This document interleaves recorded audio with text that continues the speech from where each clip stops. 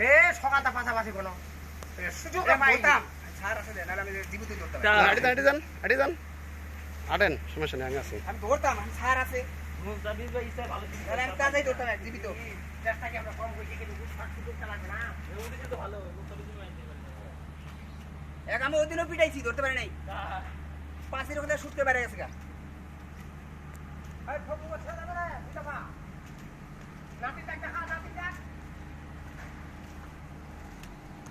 নরে কোন সব পাশে গেল ভাই লেজ লড়বে লেজ লড়ুক সমস্যা নেই। আপনারা দেখছেন আমাদের জিপিএসআরের ভিতর থেকে 5 থেকে 7-8 লম্বা মতন একটি ডায়ার সাপ আমাদের দুলাল ভাই বাইরে তার মাথা ভেঙে ফেলেছে। তো আমরা সেই সাপটাকে এখন কবরস্থানে নিয়ে যাচ্ছি।